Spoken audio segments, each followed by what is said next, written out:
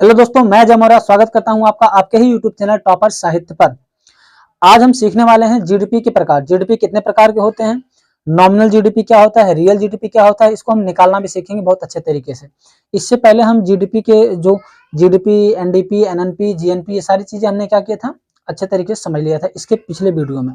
अगर जो लोग नए हो मैं उनको बता दूं कि हमारी इकोनॉमी की फाउंडेशन क्लास है, कुछ दिनों से बंद था, अभी ये स्टार्ट हो चुका है। अब ये रेगुलर आपका चलता रहेगा। कंप्लीट इकोनॉमी में पढ़ाऊंगा और एक भी क्वेश्चन आपका एग्जाम से बाहर नहीं जाने दूंगा। ठीक है, मैंने 2-3 वीडियो किया था, उससे भी क्वेश्चन में उससे भी एग्जाम में क्वेश्चन बनने लगे थे। आप आर का चेक कर सकते हैं, वहीं से क्वेश्चन पूछा था। ठीक, तो चलिए हम आज रियल जीडीपी और नॉमिनल जीडीपी को देखते हैं, निकाला कैसे जाता है इसको। मैंने एक टेबल बना लिया पहले से, ताकि समय ज्यादा ना लगे आपको। अभी मैं लिखूंगा तो कुछ समय लगेगा, तो समय वेस्ट जाएगा। आपका समय बचाने के लिए मैंने पहले से एक ग्राफ बना लिया है। देखिए, मैंने एक ईयर ले लिया, प्राइस मतलब कितने रुपए का, प्रोडक्शन मतलब उत्पाद, और जीडीपी आप समझ रहे हैं। 2011 ले लिया, 2015, 2022, 2023। ये हमने सन ले लिया, 2011, 2015, 2022 और 2023। हमने अलग अलग सन ले लिया। अब हमने रखा, मान लो हमने ले लिया एक बल्ब। 2011 में बल्ब की कीमत 10 रुपए थी, 2015 में बल्ब की कीमत 12 रुपए। समय के साथ महंगाई बढ़ी है। 2022 में एक बल्ब की कीमत 15 रुपया और 2023 में एक बल्ब की कीमत 18 रुपया। अब हमने प्रोडक्शन ले लिया। प्रोडक्शन क्या कि 2011 में 10 बल्ब, 2015 में 9 बल्ब, 2012 में 8 बल्ब, 2023 में 7 बल्ब। और जीडीपी क्या है, कुल उत्पादन का पैसा ही तो है। तो देखिए, प्राइस 10 रुपए एक बल्ब का, और कितने बल्ब प्रोडक्शन, ये संख्या है 10, तो 10 दहा में 100 रुपए हो गया। और ये 12 रुपए एक बल्ब का, कितने बल्ब 9, तो 12 नौइया 108 रुपया। ये 15 रुपए एक बल्ब का और 8 बल्ब, 15 अट्ठे 120। फिर ये प्राइस जो है 2023 में एक बल्ब का 18 रुपया और प्रोडक्शन कितना 7, तो 18 सते 7 अठे 56 और 7 के 7 5 12, 126 रुपया। तो ये हमने पूरा प्राइस निकाल लिया। अब अगर ध्यान से हम देखें तो इसका जीडीपी 100, 108, 120, 126। लेकिन अगर हम इसमें ध्यान से देखें तो जीडीपी 100 से 108, फिर 108 से 120, 120 से 126। जीडीपी यहाँ पे क्या हो रही है, बढ़ रही है। जीडीपी बढ़ रही है, तो क्या जीडीपी बढ़ रही है हमारी, ध्यान से देखिए, यहीं पे सब लोचा है। जीडीपी तो बढ़ती हुई दिखाई दे रहा है, क्योंकि ये नीचे की तरफ देखिए 100, 108, 120, 126 बढ़ रहा है। लेकिन अगर प्रोडक्शन उत्पाद देखें, जितना हमने उत्पादन किया, उत्पादन देखो 10 था, फिर 9, फिर 8, फिर 7। उत्पादन हमने कम कर दिया, यानी जो हम उत्पादन कर रहे हैं, जिस वस्तु को जो बना रहे हैं, उसकी संख्या ही कम कर दी। उसके बाद जीडीपी हाई कैसे हुई, क्योंकि इधर ध्यान दीजिए, प्राइस बढ़ रहा है, जीडीपी बढ़ रहा है, इसका मतलब प्राइस बढ़ रहा है। क्या जीडीपी बढ़ रहा है, नहीं। इंटरनली हकीकत में देखा जाए तो महंगाई बढ़ रही है, क्योंकि चीज का रेट ही तो बढ़ रहा है। जो भी वस्तु है, मान लो हमने बल्ब ले लिया, इसका प्राइस ही तो बढ़ रहा है, 10, 12, 15, 18। प्राइस बढ़ा है, देखो रेट बढ़ता चला गया, लेकिन उत्पादन कम होते, मतलब 10 ले रहा था, फिर 9 ले रहा है, 8 ले रहा है, 7 ले रहा है, संख्या भी कम कर दिया और पैसा भी बढ़ रहा है, इसके साथ जीडीपी बढ़ रहा है। तो ऐसी जीडीपी जो प्राइस के बढ़ने से बढ़ गई हो, यानी महंगाई को बढ़ाती हो, उसे हम कहते हैं नॉमिनल जीडीपी। क्या हमने कहा, ऐसी जीडीपी जो महंगाई बढ़ाती हो, उसे हम नॉमिनल जीडीपी कहते हैं। तो ये जो जीडीपी है, कैसी जीडीपी है, नॉमिनल जीडीपी है, नॉमिनल जीडीपी। बात समझ में? अब कहोगे सर तो रियल जीडीपी क्या होती है, उसको भी हम निकालेंगे। देखिए, नॉमिनल जीडीपी जो होती है वो करंट ईयर पे निकाली जाती है। ये नॉमिनल जीडीपी किस ईयर पे निकाली जाती है, करंट ईयर पर। करंट का मतलब समझते हैं, वर्तमान ईयर, वर्तमान वर्ष पर। जैसे ये 2011 में जीडीपी 100, 2015 में 8, 2022 में 120, 2023 में 126। क्यों, क्योंकि हमने 2023 का प्राइस, 2022 का प्राइस, 2015 का प्राइस, 2011 का प्राइस, मतलब करंट ईयर का प्राइस लेके हमने निकाला है। लेकिन जो हमारी रियल जीडीपी होती है ना, वो एक बेस ईयर माना जाता है। मतलब एक ऐसा वर्ष चुन लिया जाता है जिसमें महंगाई ना तो बहुत ज्यादा हो, ना तो बहुत कम हो, पैरेलल में हो, बराबर में, ना तो ज्यादा महंगाई हो, ना तो बहुत ज्यादा कोई चीज सस्ती हो, मतलब एक बराबर में, ना तो ज्यादा महंगा हो, ना तो ज्यादा कम हो। तो उस ईयर को हम बेस ईयर मान लेते हैं। और हमारे इंडिया का जो बेस ईयर है वो 2011 है।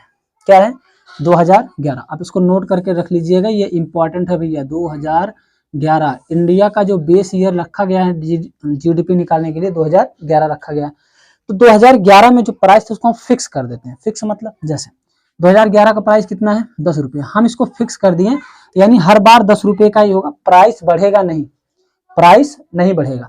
अब निकाल के देखिए, अगर प्राइस नहीं बढ़ेगा तो होता क्या है, देखिए प्राइस 2000 के 10 है, 10 दहा में 100, अभी भी 10, 10 नवा 90, 10 अठे 80, 10 सते 70। ये हम क्या कर रहे हैं, देखिए हमने क्या कहा, जब हम नॉमिनल जीडीपी नहीं निकालते यानी रियल जीडीपी, ये हमारा क्या है रियल जीडीपी, ये भी समझ लीजिएगा रियल जीडीपी। जब हम रियल जीडीपी निकालते हैं तो एक बेस ईयर मान लेते हैं जिस वर्ष में महंगाई ना तो ज्यादा हो ना तो बहुत कम हो। तो 2011 जो हमारे इंडिया का बेस ईयर है, तो 2011 में प्राइस 10 रुपए था, तो 10 रुपए ही होगा, बढ़ेगा नहीं, किसी भी ईयर में 10 रुपया ही रहेगा। तो अब प्रोडक्शन में तो मल्टीप्लाई करेंगे, 10 के हिसाब से 10 बल्ब लिया तो 10 दहा में 100, अब 10 रुपए के हिसाब से 9 बल्ब लिया 10 9 90, और 10 रुपए के हिसाब से 8 बल्ब लिया 10 अठे 80, और 10 रुपए के हिसाब से 7 बल्ब लिया 10 सते 70 रुपया। ये भी तो जीडीपी है। अगर इसको हम देखें तो 100, 90, 80, 70 ये क्या हो रही है, घट रही है। देखिए ये बढ़ रहा था लेकिन रियल जीडीपी क्या हो रही है, घट, नीचे का मतलब घट रहा है, जीडीपी घट रही है। लेकिन इधर देखिए प्रोडक्शन भी घट रहा है, जीडीपी घट रही है, प्रोडक्शन घट रहा है, लेकिन महंगाई मेंटेन है, यानी महंगा नहीं है, चीजें सामान्य हैं। तो इसे हम कहते हैं रियल जीडीपी, यानी ऐसी जीडीपी जिससे महंगाई ना बढ़ रही हो, बराबर हो, उसे हम कहते हैं रियल जीडीपी। ऐसी जीडीपी जिससे महंगाई में वृद्धि हो गई हो, उसे हम कहते हैं नॉमिनल जीडीपी। आई होप आपको जीडीपी का टाइप समझ में आ गया होगा। कितने प्रकार के, दो, nominal GDP, real GDP. Nominal GDP क्या है, ऐसी जीडीपी जिससे देश में महंगाई बढ़ जाए, नॉमिनल जीडीपी। ऐसी जीडीपी जिससे देश में महंगाई ना बढ़े, कांस्टेंट जो चल रहा है एक बेस ईयर पे वही चले, उसे हम कहते हैं रियल जीडीपी। तो हमारे देश का, भारत का जो बेस ईयर हो कितना है, 2011, इसीलिए मैंने इसको ले रखा है 2011 हमारे देश का बेस ईयर है। आई होप आपको ये समझ में आ गया होगा जीडीपी, रियल जीडीपी और नॉमिनल जीडीपी क्या है। तो अब इसको आप नोट कर लीजिए, ठीक है ना। इसके बाद हम देखते हैं, तो जीडीपी हो गया, हम देखते हैं पीपीपी क्या है हमारा, यानी परचेजिंग पावर ऑफ पैरिटी क्या होता है, इसको समझ लेते हैं। तो मैं हट जाता हूं, आप इसको नोट कर लीजिए। चलिए अब हम देखते हैं क्रय शक्ति सामर्थ्य। क्या देखते हैं, क्रय शक्ति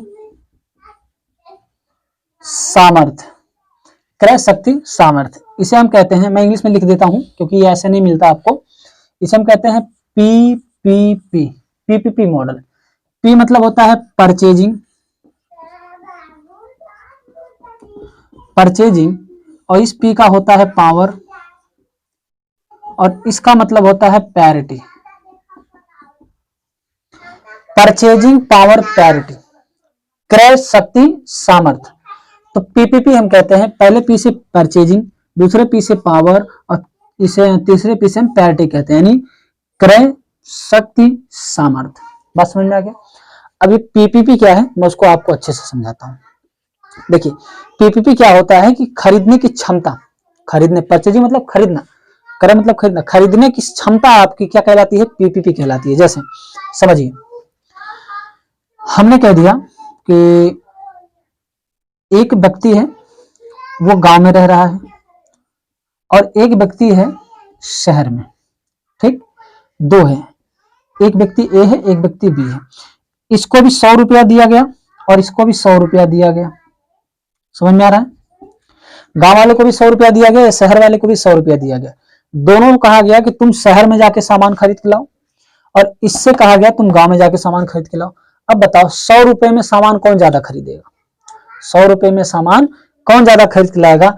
आप कहोगे सर शहर में तो वैसे बहुत महंगी चीजें होती हैं तो ये कम खरीद के लाएगा, लेकिन ये गांव में चीजें सस्ती मिलती है इसलिए ये ज्यादा खरीद के लाएगा। इसका मतलब शहर और गांव में खरीदने की क्षमता किसकी ज्यादा, गांव वालों की ज्यादा, खरीदने की क्षमता ज्यादा, इसका मतलब पावर ज्यादा, किसकी ज्यादा पावर, परचेजिंग पावर ज्यादा, खरीदने की शक्ति जिसकी ज्यादा उसकी परचेजिंग पावर ज्यादा, यानी परचेजिंग पावर पैरिटी पीपीपी ज्यादा। यानी गांव वाले की पीपीपी क्या है, ज्यादा है, शहर वाले की पीपीपी क्या है, कम है। आपको समझ में आ गया। अब ऐसे मान लीजिए, जैसे मैंने कह दिया कि आपको मैंने कहा आप आलू खरीद के लाओ, ठीक, मैंने आपको 20 रुपया दिया, मैंने कहा जाओ आप आलू खरीद के लाओ। अगर आप शहर में जाओगे तो आपको वही 20 रुपए का आलू कम से कम 40 रुपए का मिलेगा, 35 रुपए का मिलेगा। तो 20 रुपए में तो आप 1 किलो आलू ला नहीं पाओगे, लेकिन वही 20 रुपए का अगर आपको गांव में भेज दिया जाए कहीं नॉर्मल जगह पे, तो आप 20 रुपए में किलो में आराम 1 किलो से ज्यादा ही पा जाओगे। समझ में आ रहा है। तो इसका मतलब क्या, लोकल एरिया की परचेजिंग पावर ज्यादा होती है, तो इसी को हम कहते हैं पीपीपी, परचेजिंग पावर पैरिटी, ऐसा समझिए।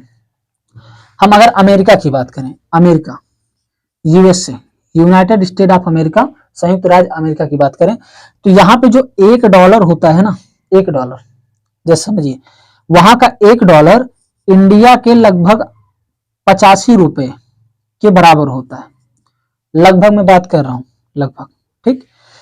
अमेरिका का $1 यहाँ आके अगर आप अमेरिका में $1 कमा, जैसे यहाँ ₹1 कमाते हैं ना, वैसे वहां $1 कमाते हैं। $1 अगर आप अमेरिका कमा के यहाँ भेज रहे हैं तो वो 85 रुपया हो जाता है। अब बात समझिए, अगर आपको एक पाव रोटी खरीदनी है, मैंने क्या कहा, पाव रोटी, एक पाव रोटी, अमेरिका में एक पाव रोटी मिलेगा ये $1 का, एक पाव रोटी कितने का मिलेगा, $1 का। और इंडिया में यही पाव रोटी जो आप खरीदने जाओगे वो आपको ₹1 मिल जाएगा, एक की बात कर रहा हूं।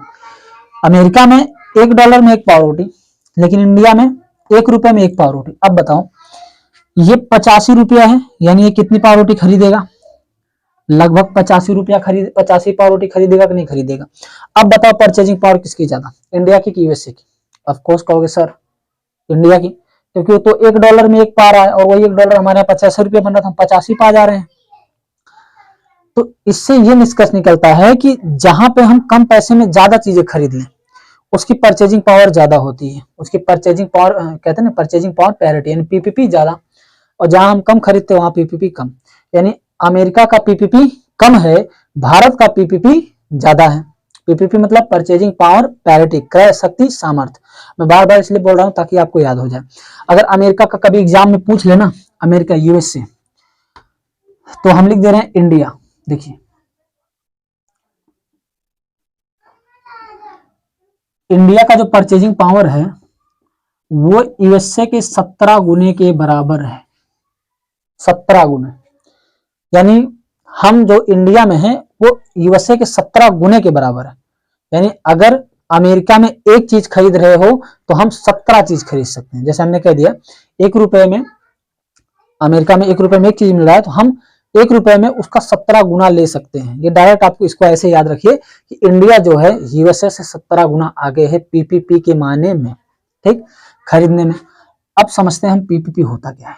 जैसे पीपीपी की बात करें तो क्रय शक्ति सामर्थ्य होती है, तो क्रय शक्ति सामर्थ्य में जो इंडिया है वो 3rd स्थान पर है। कितने स्थान पे है, 3रे स्थान पे। इससे